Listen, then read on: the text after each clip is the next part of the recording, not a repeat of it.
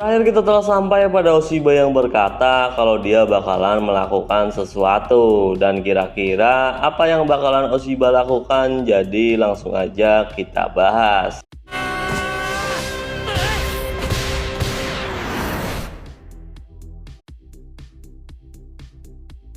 Nah, Ryuzan yang dapat sepak pojok dan di sini Ryosuke yang mengeksekusinya. Pemain Ryuzan pun berhasil menyundul bola, bahkan bola terlihat sudah melewati tangan Inohara. Tapi untungnya masih ada Usui yang berdiri di depan gawang dan berhasil mengclear bola. Namun serangan Ryuzan gak sampai sini aja, bola buangan Usui kemudian berhasil dikuasai oleh Marco. Ya, walaupun Marco kemudian terlihat dikepung Mitsuki dan juga Hayase, tapi ia dengan mudah melewati mereka berdua.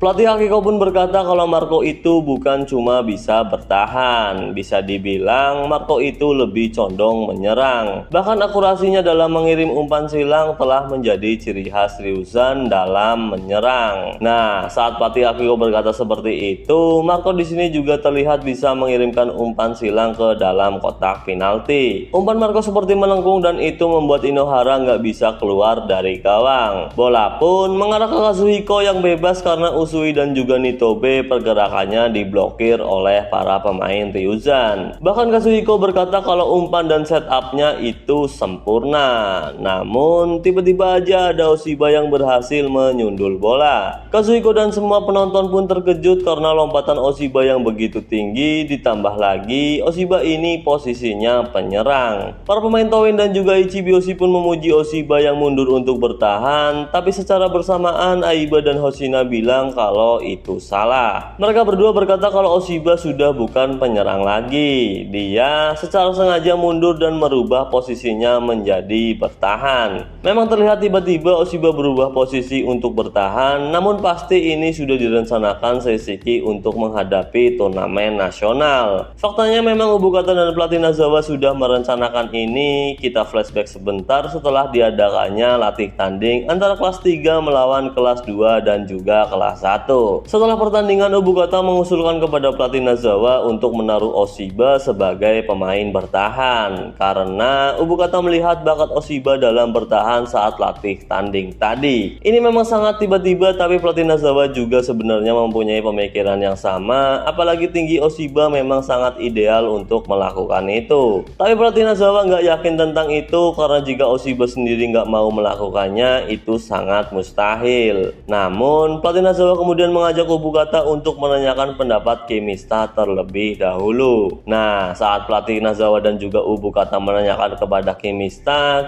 bilang nggak tahu dan menyuruh mereka untuk bertanya langsung kepada Oshiba. Tapi sembari pergi, Kimista berkata nggak mungkin Oshiba dan dirinya akan menjadi anak nakal selamanya. Ya, sepertinya Kimista cukup yakin kalau Oshiba bersedia untuk melakukan itu. Tapi saat Obokata dan pelatih Nazawa menanyakan langsung ke Oshiba berkata kalau dia nggak peduli mau dia mempunyai potensi sebagai pemain bertahan apa enggak, Oshiba tetap nggak peduli. Bahkan saat Obokata menjelaskan maksudnya, Oshiba bilang apakah Obokata mau dibikin mati dalam 2 detik. Sebenarnya Oshiba udah tahu kalau Kazama dan juga Mitsuki tidak bisa turun untuk bertahan dan diantara mereka bertiga harus ada yang berkorban. Tapi Oshiba tetap nggak peduli dengan hal itu. Namun keesokan harinya berbeda, di mana Oshiba memutuskan buat bergabung dengan para pemain bertahan. Ya, walaupun di sini Oshiba tetap sombong seperti biasanya dan juga sambil teriak-teriak. Obokata dan pelatih Nazawa pun lega karena mereka nggak perlu khawatir lagi tentang Oshiba. Kimista juga berkata kalau setiap orang di Seishiki akan bersedia melakukan apapun demi bisa meraih kemenangan. Obokata yang sekarang berada di rumah sakit pun seperti nggak percaya melihat permainan Oshiba yang sekarang. Hanya dengan 1 bulan berlatih, ia bisa sampai di titik ini. Faktanya para penonton pun berkata sejak Oshiba mundur, pertahanan Seishiki menjadi sangat solid. Pelatih Akiko pun bilang kalau dia nggak pernah menduga keputusan Seishiki yang satu ini. Oshiba memang terlihat tangguh dalam bertahan dan seperti biasa dia berteriak dengan keras kalau Ryuzan nggak bakalan bisa mencetak gol lagi. Ryosuke yang mendengar itu pun menunjukkan ekspresi tidak sukanya. Nah, kita lalu flashback kembali saat Oshiba dan Obokata membahas formasi Seishiki. Di sini Obokata menjelaskan menjelaskan kalau Seishiki punya 3 formasi. Formasi biasa yang mereka pakai saat ada Kazama, Oshiba, dan Mitsuki di lini depan mereka menyebutnya dengan formasi pertama. Dan saat Kazama menjadi gelandang serang bersama Kimista, mereka menyebutnya formasi kedua. Sementara saat Oshiba membantu pertahanan, Obokata menyarankan itu disebut formasi ketiga. Tapi di sini Oshiba menolak sebutan itu karena menurutnya nggak keren. Tapi kita balik lagi ke pertandingan di mana saat Oshiba berhasil menghalau bola untuk ketiga kalinya, ia berkata kalau ini adalah formasi O. Yang nggak lain O-nya ya Oshiba. Ya sebelumnya Oshiba juga sudah pernah mengatakan formasi O ini saat bareng Kimista dan juga Aiba. Menempatkan Oshiba di pertahanan emang efektif banget, bahkan Nitobe sampai bengong melihat lompatan Oshiba yang sangat tinggi. Tapi tentu Oshiba nggak ketinggalan sifat sombongnya dan berkata ke Nitobe buat nggak terlalu bergantung kepada dirinya. Tapi bola sundulan Oshiba kemudian jatuh di kaki Ryosuke dan secara mengejutkan Ryosuke langsung mengirimkan umpan terobosan ke dalam kotak penalti. Ryosuke pun pede kalau umpannya bakalan lolos, bahkan dia bilang untuk jangan mengira aku cuma bisa menembak doang. Namun yang mengejutkan Oshiba bisa mengantisipasi itu dengan kakinya yang panjang, bahkan Ryosuke juga nggak menduga itu. Tapi nggak ketinggalan juga Oshiba yang berteriak dengan sombong. Nah, Oshiba yang masih sombong, Kimista di sini meminta bola, Oshiba pun langsung mengoperkannya kepada Kimista. Tapi Kimista langsung ditempel ketat oleh Kazuhiko, namun kali ini Kimista bisa melewati Kazuhiko dengan cepat. Kimista di sini memuji Oshiba dengan berkata kalau Oshiba emang jenius dan dia udah tahu dari lama. Tapi Oshiba yang dipuji Kimista, ia malah berteriak untuk Kimista menekan. Karena jika Seishiki bisa menekan, dia akan dijadikan penyerang lagi. Ya, Oshiba di sini emang belak-belakan banget, bahkan Kimista jadi jengkel karena Oshiba mengatakan formasi mereka dengan berteriak. Nah, Kimista yang melakukan counter attack mempunyai dua pilihan antara mengoper ke Mitsuki dan juga Kazama. Tapi Kimista lebih memilih mengoper ke Kazama dan Kazama langsung mengoper ke samping kepada Haibara yang berlari dengan sangat cepat. Bahkan pemain Ryuzan aja mengakui kecepatan Haibara ini. Kayang melihat serangan balik Seishiki berkata jika Seishiki yang memakai 5 back memudahkan fullback mereka untuk bergerak maju. Nah, Haibara yang maju, ia mengingat perkataan Obokata yang bilang jika Marco adalah fullback terkuat. Tapi untuk urusan menyerang dan bertahan, Obokata meminta dengan hormat untuk Haibara tidak kalah karena Obokata menganggap Haibara adalah mesin Seishiki. Mitsuki di sini pun terlihat meminta bola. Marco juga berteriak kepada rekan-rekannya untuk mewaspadai vertical pass yang akan dioperkan kepada Mitsuki. Tapi bukannya mengoper, Haibara malah terus mendribble dan berbelok ke tengah pertahanan Ryuzan. Sepertinya Haibara di sini memang berniat buat menembak dan kita flashback sebentar saat dimana Haibara meminta diajari Kazama trik atau semacamnya untuk menendang dengan kaki kiri. Ya, pada awalnya Kazama seperti meledek Haibara, tapi saat Kazama melihat Oshiba yang berusaha bermain bertahan, Kazama jadi sadar apa maksud dari Haibara. Singkatnya sih, Kazama juga kemudian mengajari Haibara cara-cara untuk menendang dengan kaki kiri. Sebenarnya aku pengen ngejelasin tapi nggak begitu paham, takutnya nanti malah jadi ambigu. Ya, kita skip aja. Nah, balik lagi ke pertandingan di mana Haibara yang mendribble ke tengah, ia juga sudah bersiap untuk melakukan tendangan. Tapi secara mengejutkan ada Marco yang menutup ruang tembak Haibara, bahkan Kurusu aja mengira kalau Marco bisa menghentikan Haibara. Namun Haibara kemudian melakukan tipuan dan dengan cepat Haibara berhasil menembak sembari bilang kalau bukan cuma Oshiba aja yang menyembunyikan bola. Mungkin maksudnya bukan Oshiba aja yang punya keahlian tersembunyi. Nah, Haibara yang menendang dengan kaki kirinya, Gaona Kono berkata kalau tendangannya kenceng banget. Tapi ia masih bisa menepisnya, namun bola masih mengarah ke gawang Ryuzan. Tapi yang gokilnya, dengan cepat Gaona Kono melompat lagi dan membuat bola melewati tiang gawang. Penyelamatan super dari Gaona Kono sekaligus menjadi akhir dari video ini. Dan kalau ada kritik atau saran ya tulis aja di kolom komentar. Dan bye-bye.